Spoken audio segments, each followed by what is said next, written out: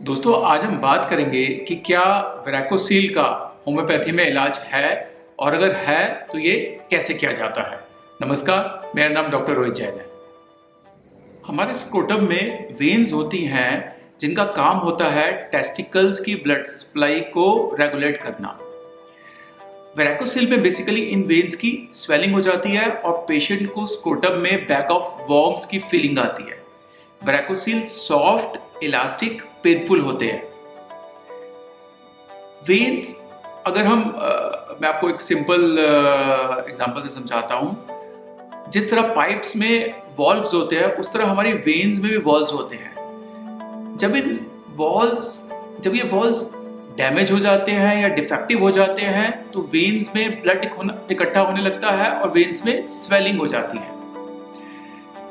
वेराकोसील के कारण स्पर्म की क्वालिटी और क्वांटिटी कम होने लगती है और पेशेंट को इनफर्टिलिटी होने का खतरा बन जाता है। यूएसजी डॉपलर स्क्रोटम से वेराकोसील इजीली डायग्नोज हो जाता है। जब एक वेराकोसील का पेशेंट एक एलोपैथी डॉक्टर के पास जाता है तो वो उसे सर्जरी एडवाइस करता है।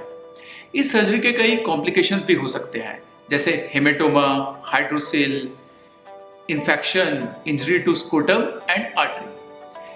मैंने अपनी क्लिनिकल प्रैक्टिस में देखा है, जो मैं 1997 से कर रहा हूं, कि सर्जरी के बाद भी 10%, सिर्फ 10% पेशेंट्स के स्पर्म की क्वालिटी और क्वांटिटी ठीक हो पाती है।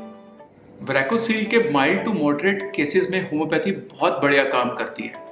हमारी दवाइयाँ वेन्स को स्ट्रेंथन करती है, उसके वॉल्व्स को स्ट्रेंथन करती है, जिससे टेस्टिस की सर्कुलेशन धीरे धीरे ठीक होने लगती है और पेशेंट के स्पर्म्स की क्वालिटी और क्वांटिटी बढ़ने लगती है।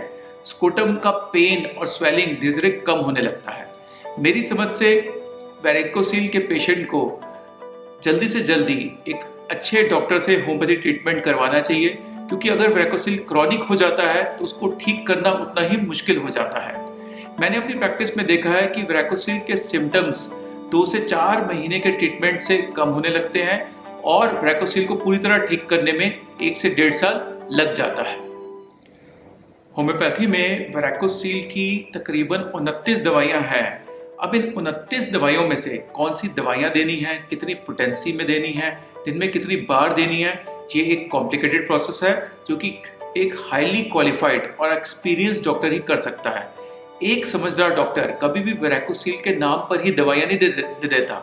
वो पेशेंट की पूरी हिस्ट्री लेता है, उसके सिम्टम्स को प्रॉपर्ली स्टडी करता है और उसके बाद पेशेंट की ससेप्टिबिलिटी को ध्यान में रखते हुए दवाइयों का चयन करता है और उनकी पोटेंसी और रेपिटेशन डिसाइड करता है। मैं वेराकोसील के केसेस में 1 महीने की दवा देता हूँ और उसके बाद पेशेंट को रिव्यू करता हूँ। हर महीने केस को दोबारा से स्टडी किया जाता है, दवाइयाँ और उनकी पोटेंसीज को फाइन ट्यून किया जाता है।